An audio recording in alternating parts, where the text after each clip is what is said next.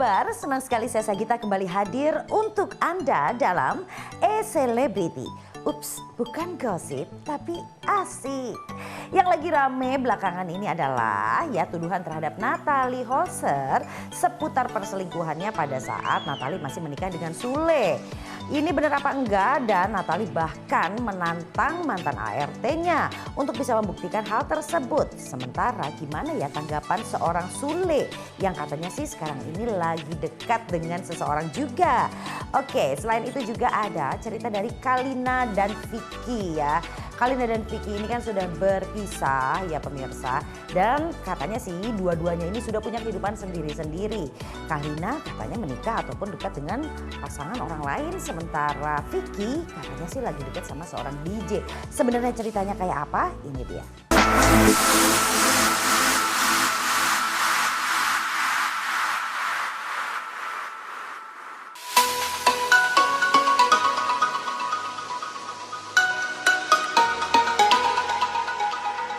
Waktu SMA tuh aku mungkin dipanggilnya sih paling aktif deh, karena aku ikut banyak banget kegiatan, ikut beragam ekskul, ikut paskibraka sekolah sempat ikut, terus sempat ikut KIR, atau masih ada nggak sih sekarang kegiatan ilmiah remaja? Masih ya. Terus ikut lomba cerdas cermat, tuh biasanya aku selalu ikut lomba cerdas cermat, lomba nulis, lomba pidato. Jadi waktu masih SMA itu aku aktif dengan banyak kegiatan. Sempat juga ikut program pertukaran pelajar, aku sekolah 1 tahun di Amerika, dan pas di Amerika itu juga ikutnya klubnya macam-macam, sampai ikut klub musikal, klub udah nggak bisa nyanyi, cuma pede aja gitu supaya bisa belajar. Jadi kayaknya satu julukan kalau untuk sekarang tuh aku pasti dipanggilnya si paling aktif. Di Amerika sempat kena bullying, waktu itu karena mungkin aku berbeda ya, jadi waktu pertama datang bahasa Inggrisnya masih belepotan, terus beda sendiri gitu, kulitnya beda, mukanya beda. Dan aku waktu itu ingat aku satu-satunya muslim di sekolah itu, bahkan di daerah itu, jadi sempat kena bullying, sempat ditanya-tanyain, sempat ada ketika aku sholat di perpustakaan, aku ingat sempat ada yang nanya, sempat ada yang nganggap melakukan hal yang aneh.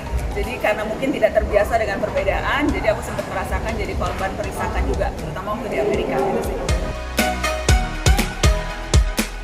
Kan tadi udah dibilang, pada saat kita menjadi korban bully, saya selalu menyarankan anak kita itu dididik menjadi anak yang kuat, anak yang terjadi apapun terpaan di luar, buangkan di sekolah. Setelah anak kecil, setelah kita dewasakan, bullying itu tanpa kita sadari ada di lingkungan kita sendiri. Bullying itu macam-macam, dari verbal, dari ucapan, dari fisik itu ada.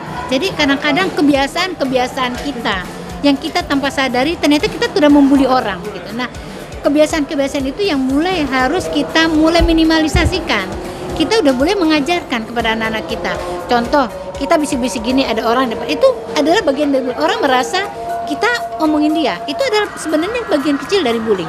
Nah, saya bilang untuk mendefend diri ini, kalau seandainya terjadi pembulian itu, menurut saya itu hal yang hindari pembulian, terus laporkan dan kasih tahu keluarga kalau kita dibully, sehingga nanti akan ada solusi-solusi yang akan diberikan orang tua sekolah terhadap pembuli dan terhadap anak yang dibully. Anak yang dibully ini harus diberikan semangat, harus diberikan sesuatu yang positif, biar dia menjadi anak yang kuat. Saya adalah orang tua yang sangat menolak pembulian. Saya tidak suka karena menurut saya pembuli itu adalah karakter yang agresif ya. Dia itu nanti cikal bakal anak bangsa akan menjadi anak yang lebih dekat dengan arah kekriminalan.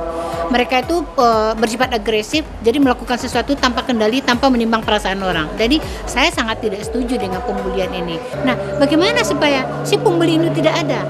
Mulai dari keluarga sendiri. Jadi berilah anak-anak itu kenyamanan, kebahagiaan, kasih sayang. Karena biasanya secara psikologis pembuli itu adalah berasal dari anak-anak yang keluarganya tidak harmonis. Semakin mereka membuli, mereka semakin bangga. Dan mereka dibilang orang yang hebat dan kuat. Nah, itu penilaian masyarakat, teman-teman sekolah itu terhadap itu tuh masih kurang. Jadi maksud saya ini makanya harus selalu disosialisasikan terhadap anak-anak. Makanya kalau saya memang setuju banget dengan Truth Day ini, untuk memberantas bully ini mulai dari diri sendiri, bekerja sama dengan bersinergi dengan sekolah, bersinergi dengan orang tua, teman-teman dan lingkungan. Bentuklah agen-agen perubahan yang lebih banyak lagi, sehingga kalau semua orang udah jadi agen perubahan, tidak akan ada lagi bully.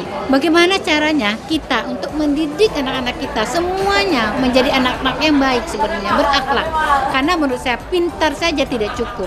Anak itu harus pintar, berkarakter, berkualitas dan mempunyai akhlak.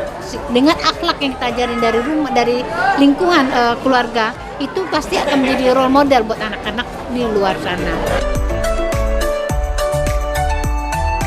Iya, satu ini adalah kondisi yang memprihatinkan bagi sistem pendidikan kita karena baik pelaku maupun korban bullying itu bisa mempunyai masa depan yang suram karena bagi korban bullying mereka bisa mendapatkan rasa yang depresi, tidak berdaya, insecure yang ujung-ujungnya nanti ketika dewasa bisa membuat mereka depresi bahkan bunuh diri.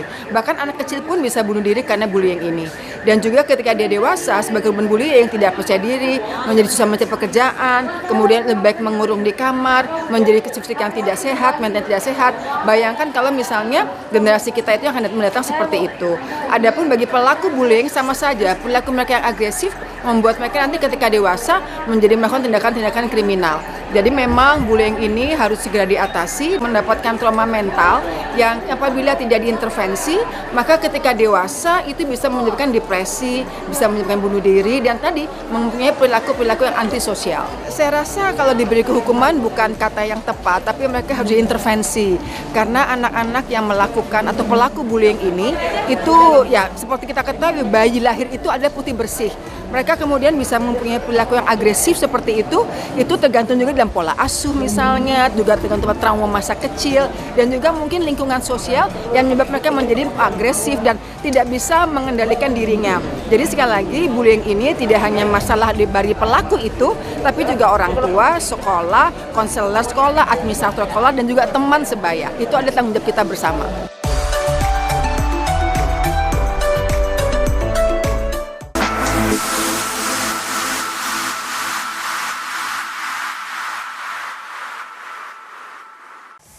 Aduh ya, kalau sudah berpisah memang di awal-awal panas-panas seperti ini. Mudah-mudahan bisa segera reda, bisa segera adem ya. Dan bisa ketemu jalan keluarnya. Kemudian memulai kehidupan baru seperti juga pasangan Vicky dan Kalina. Oke, masih ada lagi yang asik di Selebriti, jangan kemana-mana, tunggu bentar ya.